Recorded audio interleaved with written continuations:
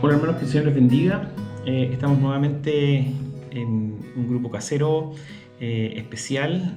Recuerden que definimos que los grupos caseros van a continuar para los grupos caseros de Florida y de Estación Central, van a continuar como grupos caseros familiares, por lo menos de aquí hasta el mes de diciembre, hasta fines de diciembre, donde vamos a evaluar nuevamente viendo cómo ha sido el trabajo y qué es lo que el Señor está haciendo y se está moviendo en medio de la iglesia. Por lo tanto, la dinámica que vamos a utilizar para esta semana es que a través de este video, que va a ser opcional, los colaboradores van a poder utilizar este video como introducción al tema o como desarrollo del tema más bien, y luego de eso tener tiempo para compartir entre los hermanos. Por lo tanto, yo espero que cada tema no dure, o cada video no dure más de entre 20 a 30 minutos aproximadamente. Dicho eso, entonces vamos al tema de esta semana, que está enmarcado dentro de la serie El Fundamento, y dentro de la serie El Fundamento estamos viendo fe en Dios. Recordemos, y para contextualizar, que en la serie de los fundamentos ya llevamos varios meses analizando y estudiando esto, y está fundamentado en Hebreos 6 desde el versículo 1 hasta el versículo 2, que dice: por tanto, dejando ya los rudimentos de la fe, de la doctrina de Cristo, vamos adelante a la perfección, no echando otra vez el fundamento del arrepentimiento de obras muertas, que fue lo que vimos en los últimos 4 meses, el fundamento de la fe en Dios, de la doctrina de bautismos, de la imposición de manos, de la resurrección de los muertos y del juicio eterno.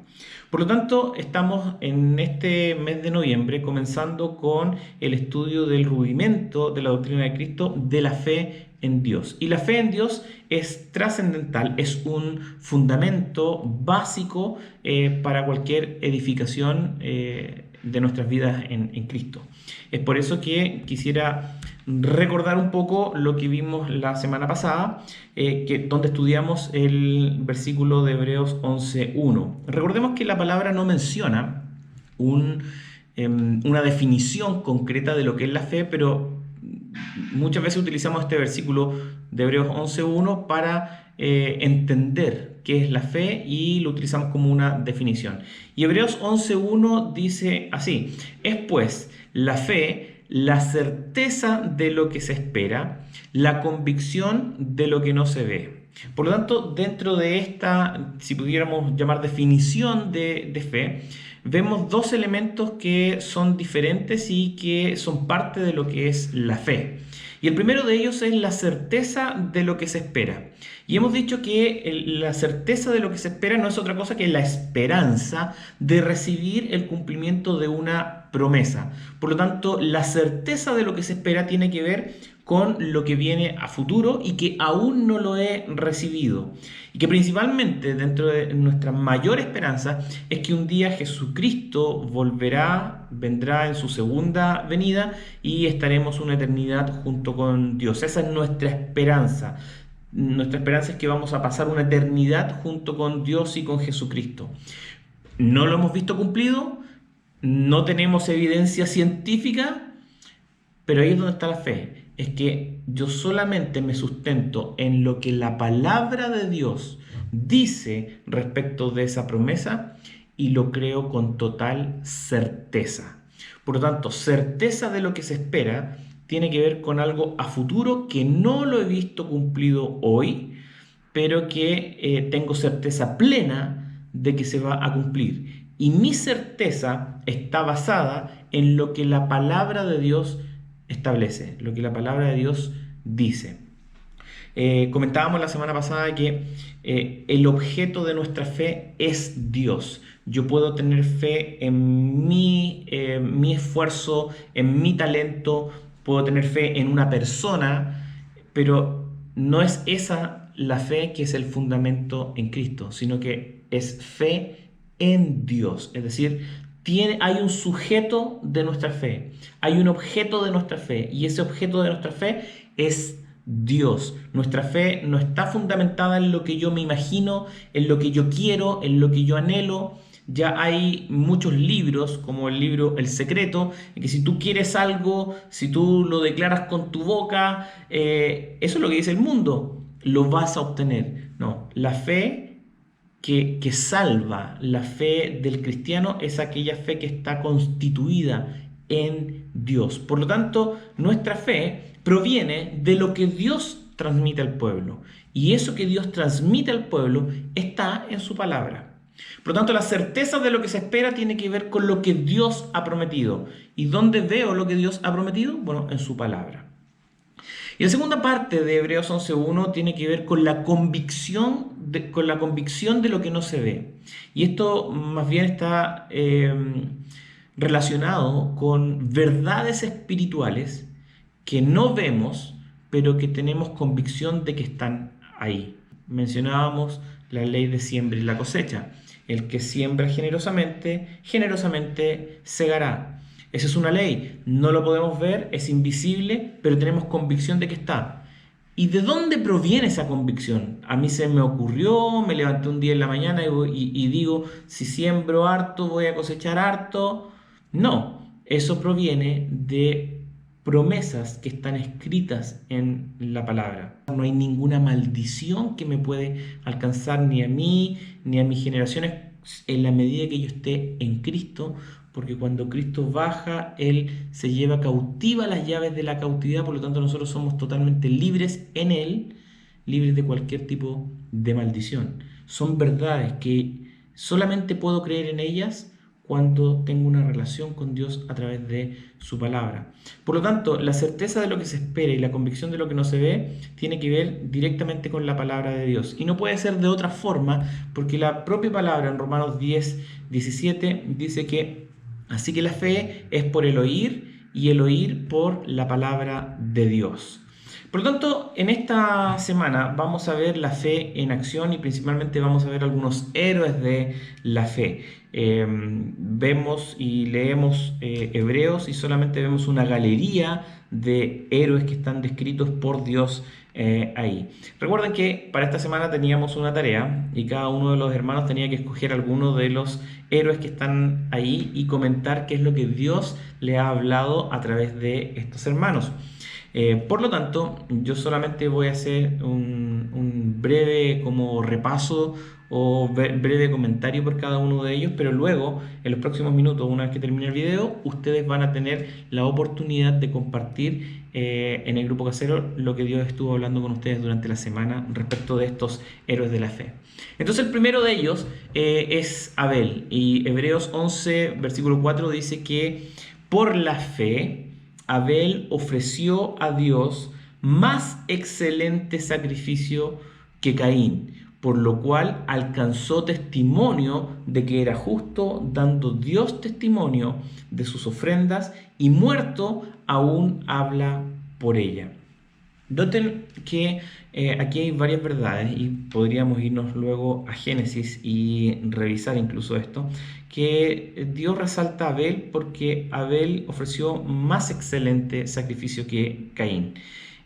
Probablemente Caín sí ofreció un sacrificio excelente, pero el de Abel era más excelente aún y por eso Dios lo honró. Ahora, cuando vemos el relato bíblico, nos damos cuenta que Caín, dice la palabra, que transcurrido el tiempo, entregó una ofrenda a Dios. Esa fue la ofrenda de Caín. Y en cambio, Abel escogió de las primicias, es decir, de lo primero, escogió lo mejor. Esa es la única gran diferencia que nosotros vemos. Por supuesto que no podemos saber cuál era el corazón de Abel ni el corazón de Caín, pero si hay evidencia bíblica, esta tiene relación con justamente estos dos elementos. Abel eligió de lo primero lo mejor. En cambio, Caín, transcurrido el tiempo, ofrendó a Dios. Entonces da la sensación, y uno pudiera llegar a la conclusión, de que Dios honra a Abel porque Abel honró primero a Dios. Dejó a Dios en primer lugar. De lo primero que recibió, no comió él, no se benefició él, sino que de lo primero escogió lo mejor y se lo ofreció a Dios. En cambio, Caín da la impresión de que él cosechó lo que había labrado, transcurrido el tiempo, seguramente él comió primero, y transcurrido el tiempo fue y ofreció una ofrenda a Dios. Ambos ofrendaron, ambos ofrecieron algo a Dios. Y por este versículo pareciera ser que ambos fueron excelentes, pero el de Abel fue más excelente. Y ese más excelente tiene que ver con que él puso a Dios en primer lugar. A Dios lo puso como prioridad. De lo primero que recibo, saco lo mejor y eso te lo ofrendo.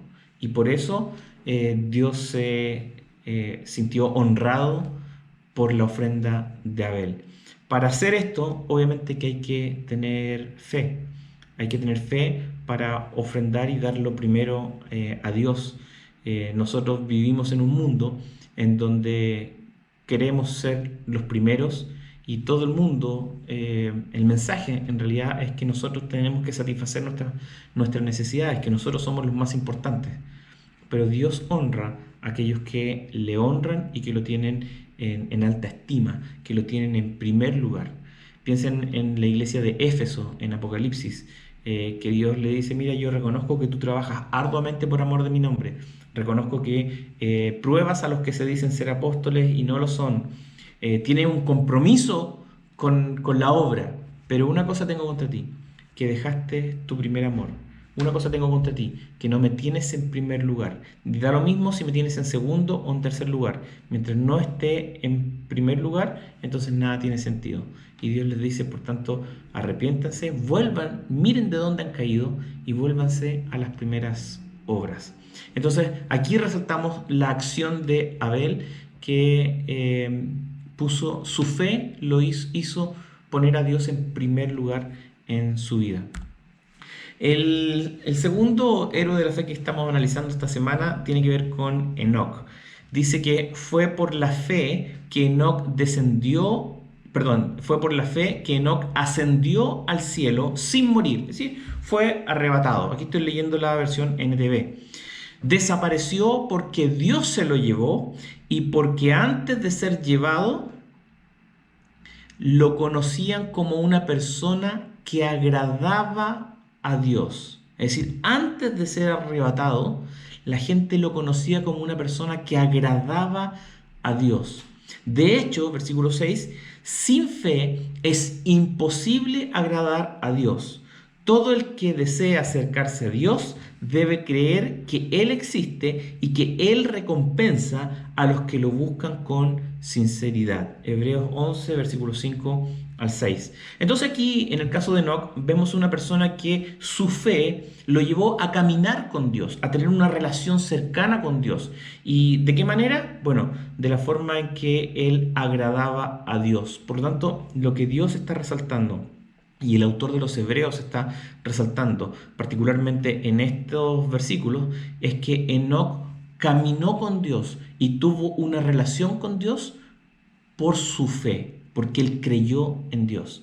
Y lo que agrega el autor de los Hebreos es que dice que, y una verdad universal, sin fe es imposible agradar a Dios. Sin fe es imposible acercarse y tener una relación con Dios, porque todo el que desea acercarse a Dios debe creer que Él existe. Entonces muchas veces nosotros podemos tener un conocimiento intelectual de Dios, pero que en la práctica no lo creemos de verdad. Sé algunas cosas de Dios, pero otra cosa es tener una relación con Él personal. Hablábamos la semana pasada, y no recuerdo cuál fue el autor que lo leí, pero él decía, mira, si yo voy al doctor junto con mi esposa, el doctor conoce mucho más de mí, de mi cuerpo que mi esposa. Él sabe cómo funciona, cómo reacciono ante ciertos alimentos, ciertos medicamentos, qué funciona bien, qué no funciona bien en mí. Sin embargo, el doctor no me conoce tanto como mi esposa, porque mi esposa sabe cómo pienso, cómo siento, qué es lo que me gusta, qué es lo que no me gusta, porque con ella tengo una relación. Y muchas veces somos nosotros como el doctor, que conocemos de Dios, pero no conocemos a Dios. Y para conocer a Dios y tener una relación con Él, o caminar con Él como hizo Enoc, necesitamos fe, necesitamos creer en Él. Y la pregunta inmediata es, ¿cómo puedo creer más en Dios? Y lo vimos en Romanos que la fe viene del oír y del oír su palabra. Por lo tanto, debemos pasar tiempo con Dios a través de su palabra, a través de la oración, debemos invertir en la relación. Pero la fe viene por el oír la palabra. Mientras más usted estudie su palabra con el deseo de conocer a Dios, Dios se lo va a conceder. Porque el que busca, encuentra. El que toca, se le abrirá. ¿Amén? El tercer caso es la obediencia de Noé. Todos conocemos desde muy chiquitito la historia de Noé. Noé fue advertido por Dios acerca de las cosas que aún no se veían. Con temor preparó el arca en que su casa se salvase y por esa fe condenó al mundo y fue hecho heredero de la justicia que viene por la fe. Yo resalté algunos versículos aquí, ustedes están viendo en pantalla, que están en azul, son verbos porque la fe tiene que tener acción. La fe sin obra es muerta. Y en el caso de Noé, la fe se transcribió en que él obedeció. Él preparó el arca de acuerdo a las características y la instrucción de Dios. Por lo tanto, la fe de Noé es resaltada por la obediencia, pues él, aún sin ver nada y probablemente en temporadas de sequía, él seguía martillando, seguía haciendo el arca hasta que después de muchos años se cumple la promesa de Dios. Y el último caso es el de Abraham, y aquí vamos a mencionar solamente una parte, la próxima parte de Abraham la vamos a ver en la siguiente, y este es reconocido como el padre de la fe, sin perjuicio de que Abraham hubieron episodios donde él no desobedeció, no siguió las instrucciones, fue testarudo. Sin embargo, vemos que a medida que él iba avanzando en su relación con Dios, esa fe se iba perfeccionando. Dice que por la fe Abraham, siendo llamado, obedeció para salir al lugar que había de recibir como herencia. Salió sin saber dónde iba. Por la fe habitó como extranjero en la tierra prometida, como en tierra ajena, morando en tiendas con Isaac y Jacob, sus hijos, coherederos de la misma promesa, porque esperaba la ciudad que tiene fundamentos, cuyo arquitecto y constructor es Dios. Por la fe también la misma Sara, siendo estéril, recibió fuerzas para concebir y dio a luz aún fuera del tiempo de la edad, porque creyó que era fiel quien lo había prometido. Por lo cual también de uno, y ese ya casi muerto, salieron como las estrellas del cielo en multitud, y como la arena innumerable que está en la orilla del mar. Hebreos 11:7 del 8 en adelante en realidad. Entonces, ¿qué es lo que vemos aquí? Varias cosas por resaltar. Abraham obedeció. Dios le indicó, le dio una promesa, le pidió que saliera y él, la palabra dice que él sale sin saber dónde iba. Por la fe, además, habitó como un extranjero en una tierra que le habían prometido. Porque hay que tener fe para tener una promesa, pero vivir como si no fuera tuyo. Vivir en el lugar que Dios te prometió sin que eso se cumpla. Y una de las cosas que vamos a ver la próxima semana es que Abraham nunca vio esta promesa cumplida. Murió sin ver la promesa cumplida. Sin embargo, él igualmente creyó en Dios y transmitió esa fe a sus hijos. Que hay que tener fe, no solamente para creer, sino para poder transmitirlo a sus hijos. Él murió como extranjero, pero también el versículo 10 nos da una pista, una verdad absoluta, porque dice que porque esperaba la ciudad que tiene fundamentos, cuyo arquitecto y constructor es Dios. Él tenía puesta, y esta es fe porque no tenía la revelación todavía, él sabía que había otra ciudad eterna en la que él iba a habitar, cuyo arquitecto era Dios. Por lo tanto, teniendo su mente en eso, ya daba lo mismo, o no sé si daba lo mismo, pero era mucho más fácil llevar el hecho de habitar como un extranjero en una tierra prometida, porque él apuntaba a una tierra mayor. La misma Sara que también recibió la promesa, dice que era estéril. Aquí no podemos decir, tal vez no era tan estéril. No, era estéril. La palabra dice que era estéril, y recibió fuerzas para concebir. Es decir, su fe le dio fuerzas para concebir y dio a luz aún fuera del tiempo de la edad. Es decir, esta mujer no podía dar a luz. Sin embargo, dio a luz por su fe. Porque por la fe Dios le concedió la fuerza, porque creyó que era fiel quien lo había prometido. Ella creyó en Dios. Ella creyó en Dios a pesar de que tenía todo en su contra. Era viejita, era estéril, no tenía fuerzas. Sin embargo, creyó en Dios y Dios cumplió. Entonces, amado, yo sé que seguramente ustedes durante la semana han estado estudiando y Dios ha estado hablando con ustedes. Por lo tanto, queremos pasar ahora al tiempo en donde ustedes puedan compartir libremente ahí en el grupo casero respecto de los ejemplos estudiados y lo que ustedes han estudiado y lo que Dios ha estado hablando en su vida. Yo quisiera dejar estas dos preguntas para terminar. ¿Qué le llama la atención de estos hombres y mujeres de Dios? Particularmente respecto de la fe y de lo que ellos vivieron. ¿Qué es lo que le llama la atención de estos hombres y mujeres? ¿Qué es lo que lo confronta o qué le provoca a usted? Y la segunda pregunta es, ¿qué le ha hablado Dios sobre su fe? ¿Qué es lo que Dios está demandando o hablando a su vida? ¿Qué es lo que Dios está provocando en usted? Podemos encontrar muy bonito, porque es muy bonito este tema, pero si eso y lo que estamos estudiando no genera que seamos mejores hijos de Dios, entonces es en vano. ¿Qué es lo que Dios está hablando con usted? ¿Qué es lo que Dios espera de usted? ¿Cuál es la respuesta de fe que Dios está esperando de usted? ¿Podemos orar? Padre, yo te doy muchas gracias por la oportunidad que tú me das junto con mis hermanos de poder adorarte, de poder exaltarte y de poder estar compartiendo esta palabra a pesar de la distancia, pero creemos que tú nos estás llevando hacia esta posibilidad de poder estar reunidos en nuestras casas, Señor.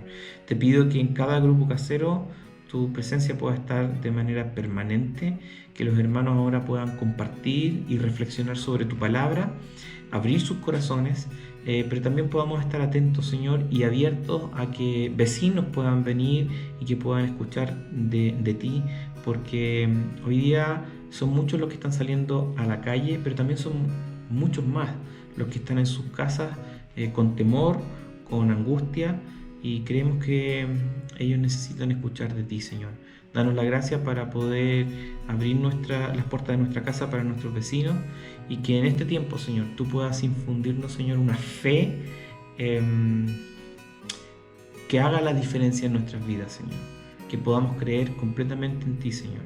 Que podamos confiar en que tú tienes control de todas las cosas y que tú no fallas, Señor. De la misma forma que tú nunca nos has desamparado, que nunca has fallado, creemos, Señor, que tú seguirás obrando en nuestros corazones. Bendice, Señor, a cada uno de los hermanos que están en sus hogares, Señor, y que este tiempo de reflexión que vamos a tener ahora sea un tiempo de bendición. En el nombre de Jesús, amén. Mis hermanos, que el Señor les bendiga y ahora tengan un tiempo en cada grupo para compartir, para abrir los corazones, para orar unos con otros. Los motivo a que cada día de grupo casero o de oración podamos tener tal vez alguna alabanza, poder adorar juntos, tener comunión, compartir el pan, hacer la vida o intentar replicar la vida que tenía la iglesia primitiva. Así que el Señor les bendiga y pronto nos vamos a estar viendo porque hoy vamos a comenzar a visitar cada uno de los grupos. Que el Señor les bendiga.